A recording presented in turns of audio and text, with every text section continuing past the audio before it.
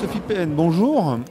Donc on sort d'une table ronde qui a été passionnante sur coding, décoding, et vous avez été là pour un peu cadrer déjà un peu ce qu'on appelle le coding, hein, et ensuite quels sont les freins peut-être au développement de cette thématique au sein de l'école, c'est ça? Oui, tous les acteurs qui étaient présents, qui sont tous engagés dans les 4 grands consortiums qui ont été déclenchés par le PIA2, culture informatique et culture de l'innovation, programme spécialement intéressant. Donc il y a ClassCode, Code des codes, Caprio et les déclics du numérique. Et le premier constat qu'on peut faire au bout de 2 ans de ce programme, c'est qu'il a su réunir des acteurs très très différents. Des grands organismes comme la Ligue de l'éducation populaire, des formes d'agences comme Canopé, Open Classroom du côté des MOOC, Simplon, la petite entreprise d'entrepreneuriat social qui monte et qui est très emblématique, Tralalaire, la start-up au service de l'éducation aux médias, etc.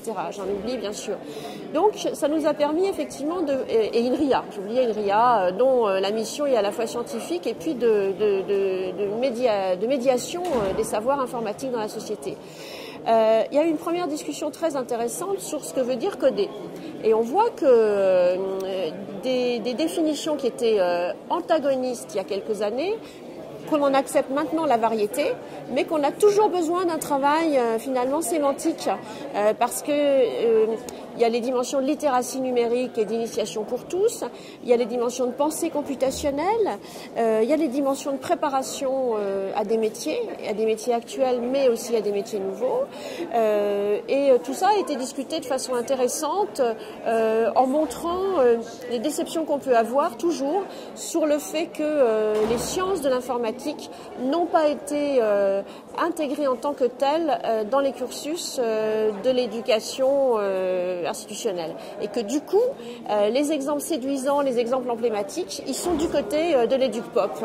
Voilà. Ce qui est un problème au final pour le travail en réseau et pour la cohérence de l'ensemble, parce qu'il y a un risque non nul que les choses sympas se passent en dehors de l'école et que l'école fasse des maths avec un peu d'informatique, de la techno avec un peu d'informatique, et puis toujours du français comme du français, mais s'il y a une tablette, quoi.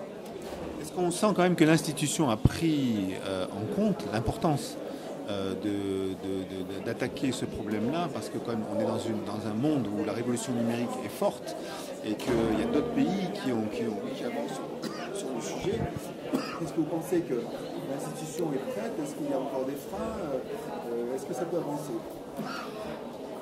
Alors, ne boudons pas notre plaisir. L'institution a considérablement avancé au niveau de la politique publique, au niveau des programmes, même si ça n'est pas reconnu comme une discipline, même si ça n'est pas vraiment instillé dans toutes les disciplines. La position, c'est de dire on n'enseignera plus le français de la même façon, mais on n'en est pas travaillé au cours de français avec la fouille de données et des corpus numérisés. On n'en est pas non plus en histoire à travailler sur des archives directement accessibles, etc. Donc les humanités numériques ne sont pas au rendez-vous, il n'y a pas de transformation des disciplines, et l'éducation initiale reste coincée dans une politique de contenu et de discipline, et a beaucoup de mal quand même à vivre la transversalité. Mais beaucoup de choses ont été dites et beaucoup de choses ont été faites avec le plan numérique, plutôt toujours sur les infrastructures et sur une pédagogie assistée par l'ordinateur. Faisons attention que ça ne renforce pas les frontalités, parce que parfois les équipements... Bon. Là où on peut avoir des inquiétudes et des impatiences, c'est sur le fait justement que je ne pense pas que les professeurs multiples, tellement nombreux, tellement innovants, je pense que les changements réels viennent des communautés de pratique, des communautés géniales, qui sont souvent malheureusement des individus, et des individus qui, dans une forme un peu d'héroïsation de l'innovateur, sont toujours un peu en fragilité avec leur institution, même si leur inspecteur les bénit. Il y a toujours un côté...